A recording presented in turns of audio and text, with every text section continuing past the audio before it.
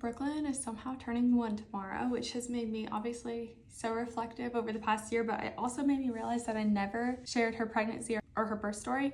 And I want to do that because God did some amazing things and I want to give him the glory for it. Her pregnancy, you probably know, I've shared about it quite a bit, but we found out that we were pregnant with Brooklyn right after Jamie's little brother Andrew died in a car accident. That was obviously like the darkest, saddest time of our lives. We were just grieving so deeply. So to find out that we had a baby on the way was such a gift and such a blessing. Pretty soon after I found out I was pregnant, I got really sick and I had morning sickness pretty bad until about 25 weeks. I was still working at the time, so I literally could just wake up, somehow survive the day at work, get home, go to sleep, and do it all over again the next day. So that time of life was just very difficult because we were grieving and hurting so much emotionally, and then just to be so physically sick was just, it was very hard. We were still new to Raleigh, we were newlyweds. Just having a sickness that lasts that long, that debilitates you and prevents you from truly living, is very hard emotionally. Going through that experience inspired me to truly pray for people who experience things like cancer or chronic illness, and I'm in no way comparing pregnancy to those things, but it made me recognize the struggle and isolation that those people go through. So I do pray for those people to this day.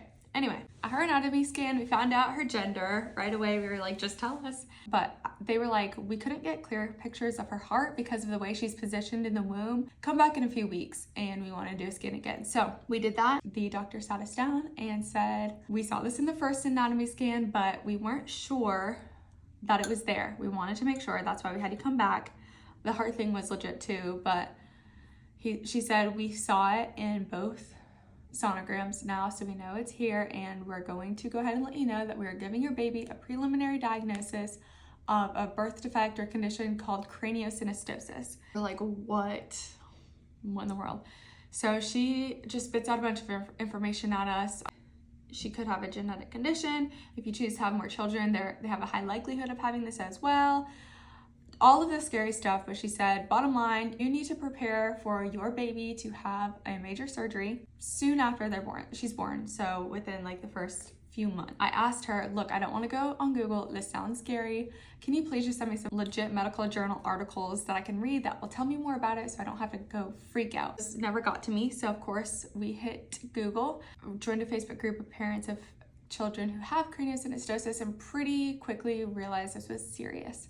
So craniosynostosis is a condition where a typical skull, it's made up of different plates. The sutures in a baby's head are not fused together so that they can kind of collapse on themselves and fit through the birth canal. And then after they're born, they fuse throughout life. So that's why you don't always have a soft spot on the back of your head. It's just as you're a baby. Our baby, her bilateral coronal sutures were already fused. And those are the two right here at your skull. And those typically don't fuse until you're 24 years old.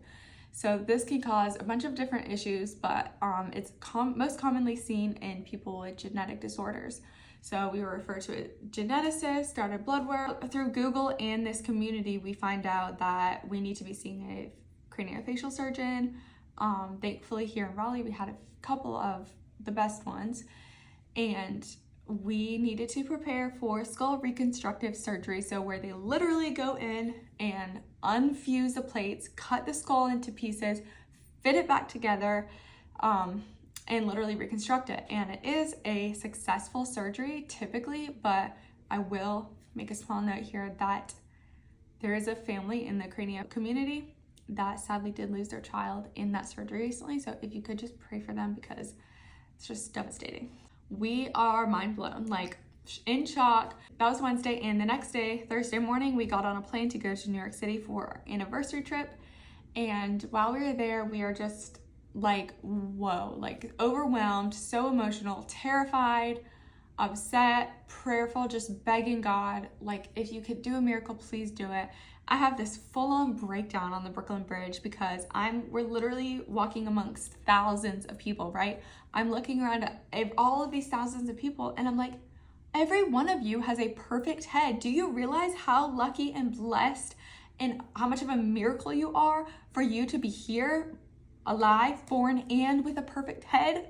Like, we take so much for granted. So that's one thing on this journey that has stuck with me, just the miracle of health in life. It's crazy. We legit have photographic evidence of this condition. So typical baby's head is like an egg shape, and our baby's head was like a lemon shape, so dipped up in at the top. The doctor told us, come back at the beginning of the 3rd trimester. We're going to, look at it again and then make a plan for what we're gonna do. Start putting you in contact with craniofacial surgeons, things like that. Jimmy's like, no, we're getting ahead of the ball. We're not waiting. So he starts contacting craniosurgeons, and we're, go full steam ahead with the genetic stuff.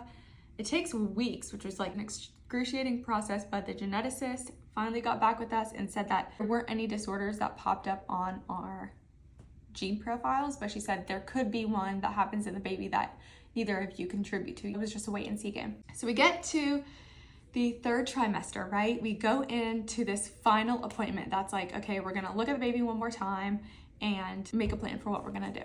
So meanwhile, in between the first and last appointments, we have been begging God for a miracle. We have been praying.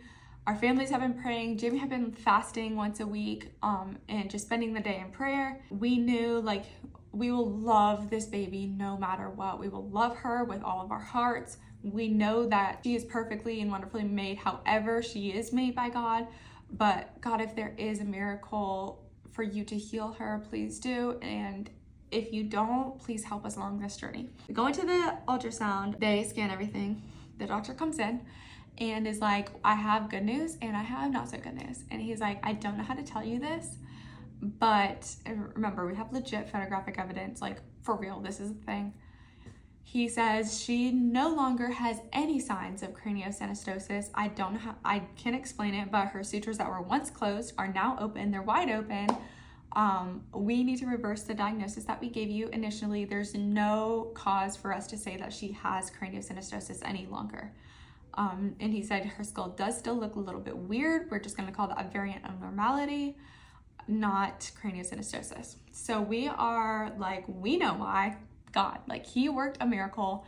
I truly believe with my full heart to this day that he performed a miracle on Brooklyn and healed her from craniosynostosis. Well, that does still leave me with some survivor's guilt, because just because our baby didn't have it and didn't have to go through that doesn't mean that there aren't families and babies that do. So there are thousands or hundreds at least of babies being born and have to get this insane surgery. And if anything, it opened my eyes to that community of people as well and inspired me to pray for them as well. So I do.